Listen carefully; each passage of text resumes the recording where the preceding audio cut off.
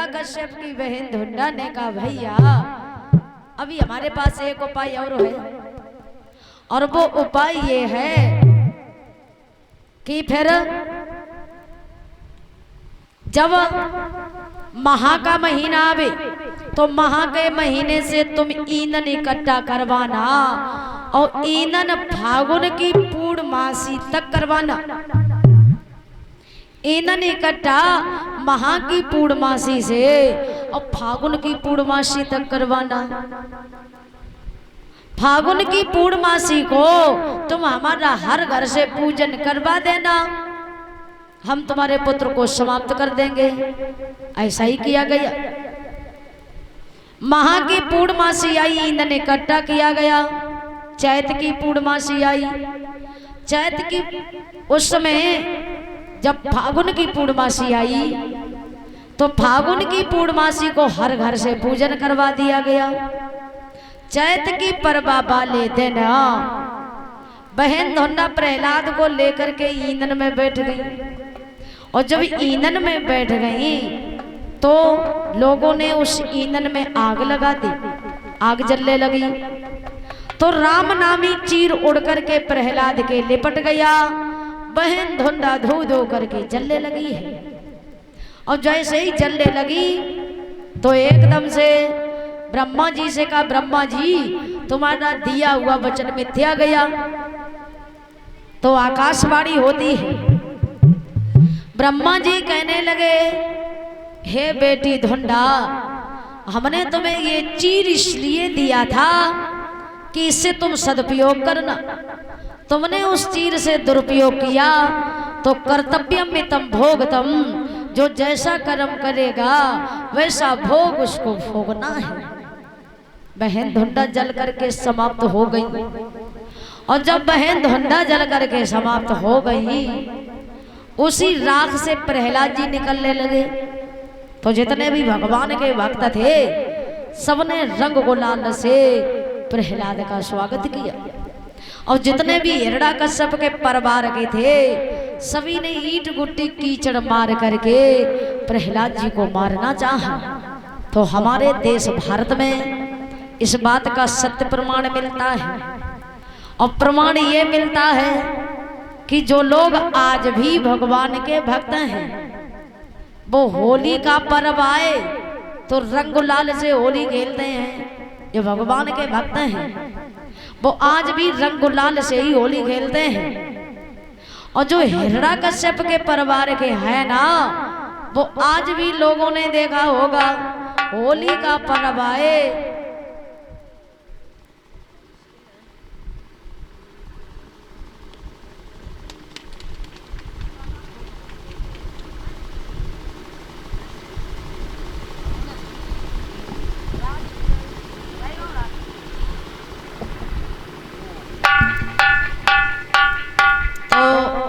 इसी बीच हमारे भैया राजू भैया जी इसी ग्राम निवासी नोटों के हार से हमारा सम्मान करते हैं। भगवान इन्हें सद्बुद्धि प्रदान करे, माता रानी कल्याण करे। एक बार सभी भक्त बोले बोलो गोविंद भगवान की। तो उस समय जब होली का पर्व आए तो सत्य प्रमाण मिलता है कि जो भगवान के भक्त वे रंग गुलाल से होली खेलते, और जो हिरण्यकश्यप के परिवार के हैं वो ही लोग आज भी पी पी करके गलियों में धुंध मचाते हैं, ईंट गुट्टी कीचड़ से होली खेलते हैं जो हिरण्यकश्यप के परिवार के हैं। प्रहलाद जी बच गए। तो उस समय हिरण्यकश्यप ने कहा प्रहलाद आखिरकार तेरी मौत कैसे होगी, और तू ऐसे नहीं मर सका तो मैं अपने हाथों से तेरा वध करेंगे।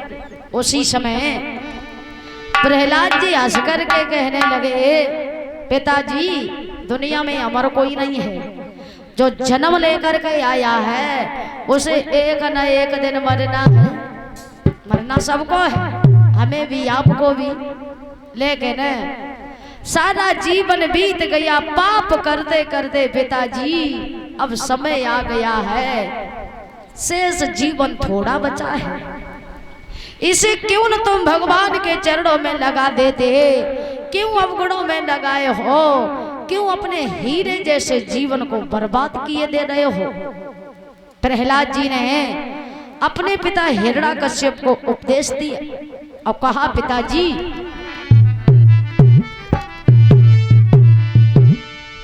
ये प्रहलाद की बात नहीं भैया, हम सबकी भी बात है, हम सबकी भी बात है। अब कैसी बात है? काम करते करते काम करने वाला खत्म हो गया भैया, काम अब भी नहीं खत्म हुआ। बुढ़ापा आ गया, दिन रात बेढब कमाई की, खून पसीना एक कर दिया, कमाते कमाते इतनी मेहनत की, लेकिन साथ अंत समय जीवन की दुर्गति ही होनी है। बिना हरि नाम के अंत समय से सुंदर से जीवन की दुर्गति ही होनी है। इसलिए कवि ने वर्णन किया है, लिखा, प्रहलाद की बात नहीं भैया, हम सबकी भी बात है। और क्या बात है? लिखा, संतों ने बताया, प्रहलाद ने कहा, लिखा है,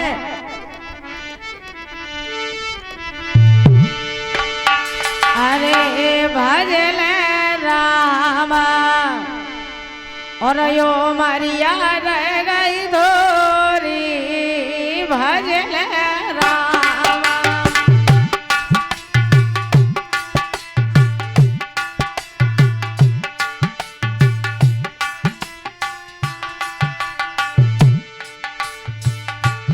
अरे भजन रामा यो मरिया रह गई धोरी, भजन रामा।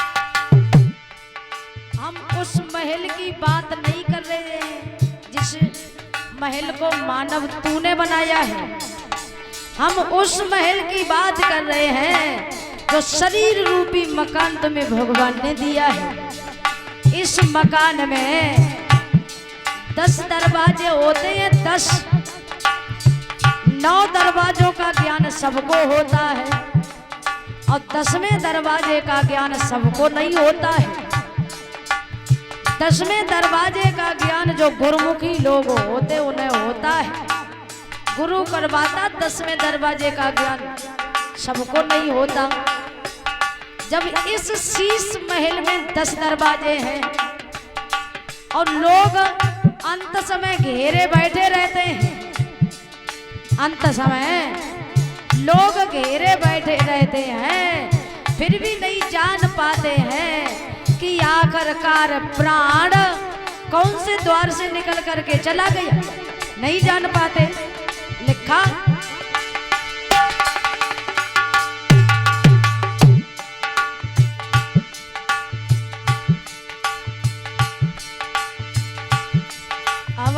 समय लगे नौ दरवाजे, दसई दिखाई दई मोरी रामा, दसई दिखाई दई मोरी।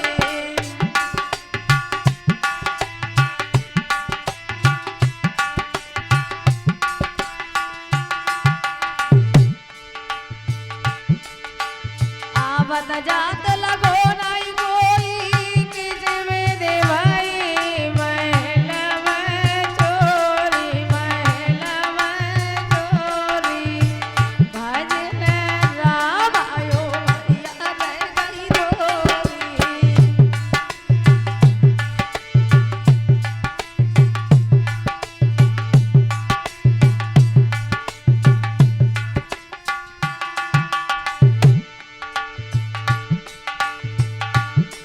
अमर ऊंचे नीचे मंदिर छोड़े, गाय भैंस घर घोड़ी रामा, गाय भैंस घर घोड़ी।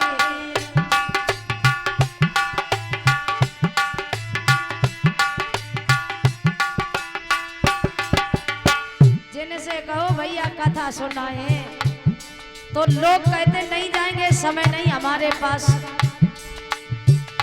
कथा सुनने क्या जाए भैया, हमारे घर पर कोई है नहीं। कथा सुनने क्या जाए, हमारे पास टाइम नहीं है, टाइम। अब भगवान के घर से बुलावा आ जाए फिर कोई नहीं कहता है हमारे पास टाइम नहीं प्रभु, बेटी का विवाह करना है, खेत में बीज बोना है। वो घड़ी कितनी महान होती है, लोग जैसे खड़े होते हैं वैसे ही चलने लगते हैं, फिर कोई नहीं रुकता है। लिखा